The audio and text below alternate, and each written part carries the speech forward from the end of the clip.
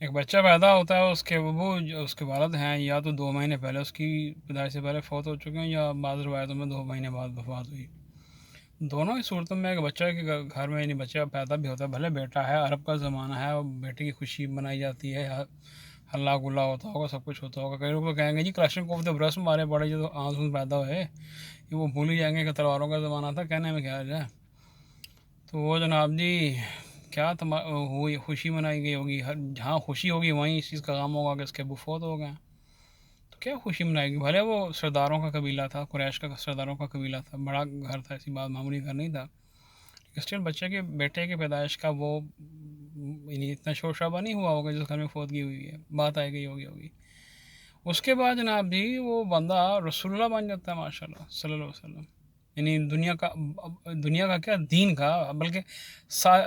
ساری کائنات کا اعلیٰ ترین جو مقام ان کو ملتا ہے۔ اور ان کی جو وفات ہے وہ کنفرم نہیں کسی کو، پیدائش کنفرم کر لی انہوں نے،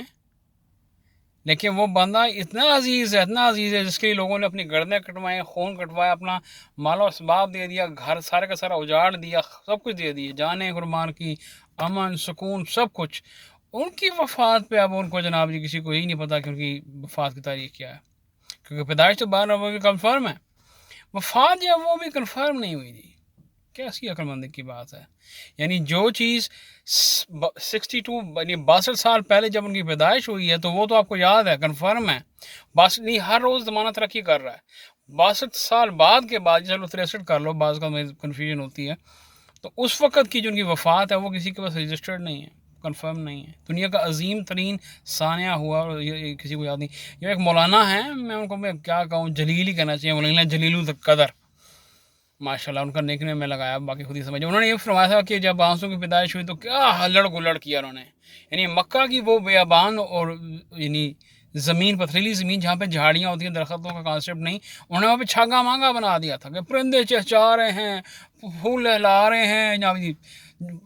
پودے جھوم رہے ہیں، فضا یہ ہوگی، نور ہی نور، یہ وہ پتہ نہیں کیا کچھ ہے آنسو کی ماشاء اللہ جب ولادت ہوتی ہے۔ چلو یہ مان لیا، سب مان لیا، 70,000 مرد اور 17,000 عورت فرشتے بھی آئے ماشاءاللہ وہ روح مقدس کو لے کر، وہ چھوڑ دو، باقی لمبا کثیر ہے۔ صرف یہ سوال ہے کہ جب وفات ہوئی تو اس وقت یہ چرند پرند کیوں نہیں روئے، یہ درخت مار کیوں نہیں گئے، وہ سڑ کیوں نہیں گئے، وہ ہر چیز کو آگ کیوں نہیں لگ گئی؟ وہ سب ڈھکوسلا تھا کہ پیدائش کے وقت تو آپ لوگ چوڑے مراسیوں کی طرح خسروں کے ناچنے آ گئے، تالیاں بجانے آ گئے، جب وفات ہوئی تو کسی نے ایک آنسو بھی نہیں بھایا، نہ کوئی پرندہ رویا مرا، نہ کسی پودے کو آگ لگی، کچھ ہوا ہی نہیں۔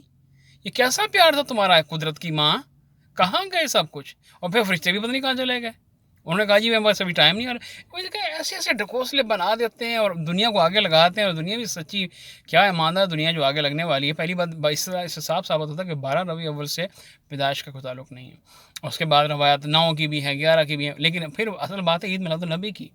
کہ عید میلاد النبی ہے کیا؟ پتہ ہے کیا یہ آپ کو بتاؤں میں کیا ہے؟ یہ تمہاری وہ نقل ہے جو تم کرسچنوں کے لیے کر رہے ہو کرسمس کی،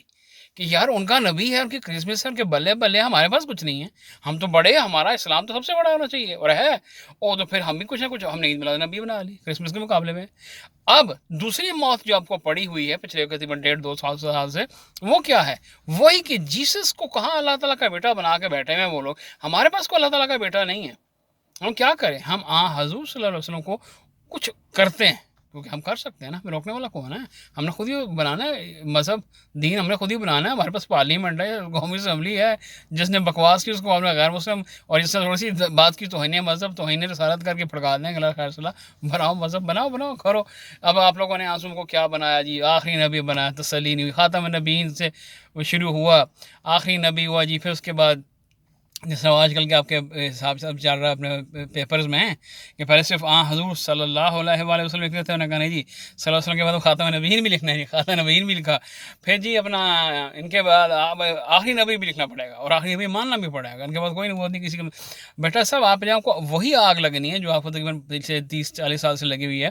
کہ جو شناختی کارڈ کے فارم کے اوپر لکھتے ہو نا، آپ لوگوں کو دم نکلے گا ہی تب جب وہ لکھ دو کہ ہاں جی مرزا غلام احمد قادیانی کو بھی نہیں ماننا، اور جو مانتا ہے وہ بھی منکر کافر ہے، تب ٹھنڈ پڑے گی، تب تمہاری دینیات مکمل ہوگی۔ تمہاری دینیات کا یہ حال ہے، میں نے جو پڑھی تھی کہ غار حرا میں آنسو تشریف لے کے گئے، وہ 40 سال کی عمر میں فرشتہ نازل ہوا، اقرا بسم ربک الذی خلق کی آیت نازل ہوتی ہے، پوری جو بھی تھے اور وہ گھر آگے سے خدیجہ رضی اللہ عنہ کو بتاتے ہیں، جو اسلامیات میں لکھا ہے کہ جی اللہ تعالیٰ نے مجھ پہ وحی نازل کی ہے، میں اللہ تعالیٰ کا نبی ہوں اور میں آخری نبی ہوں یعنی اقرا بسم ربک الذی خلق، آخری نبی۔ اتنی تمہاری فکریں ہیں، جو کہ 40 سال کی عمر میں نبوت ملی ہے اور اس کے 18 سال کے بعد سورۃ خاتم نبی نازل ہوتی ہے لیکن فکریں دیکھو، پریشانیاں دیکھو، پیچھے سے کہتے ہیں پیچھوں ڈکا لا دو، پیچھوں ڈکا لا دو، آگے آگے تو بڑا منہ اور فلڈ بن جائے گا اور مسئلہ بن جائے گا، تو لگے رہو اچھا لگتا ہے۔